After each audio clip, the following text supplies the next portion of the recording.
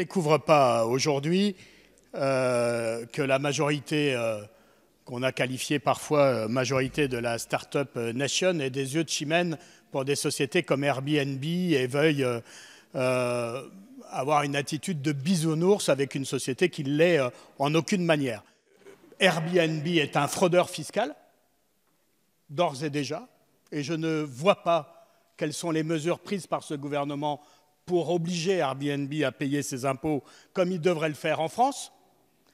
Et Airbnb s'affranchit de toutes les réglementations qui existent déjà dans notre pays pour cela.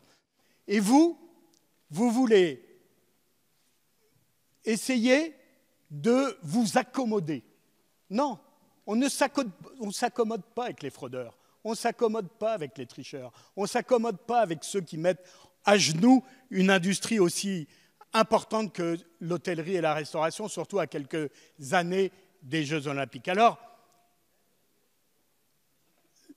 l'amendement, l'article tel qu'il est proposé à la discussion à l'Assemblée nationale, il est en retrait par rapport à ce que le Sénat avait fait.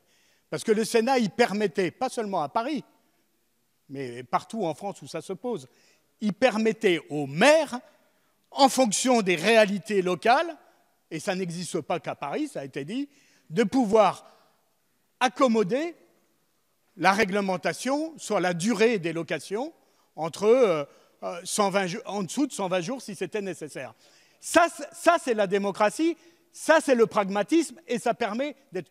J'ajoute qu'en plus de l'économie du tourisme, que dans des villes comme Paris, que je connais mieux, et la région parisienne, c'est qu'en plus de pourrir une économie pérenne, Airbnb retire des logements du marché du logement, là où la crise du logement et la pénurie de logement est la plus forte.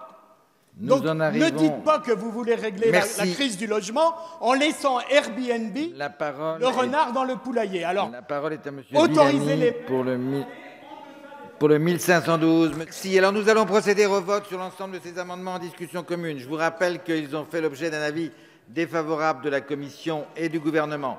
Attention, si. Il y a des votes à main levée et d'autres votes qui sont électroniques. Le premier vote est à main levée, c'est le 1056. Le 1056 qui est... on procède au vote, il a été présenté et la meilleure preuve, c'est que le scrutin a été annoncé en plus.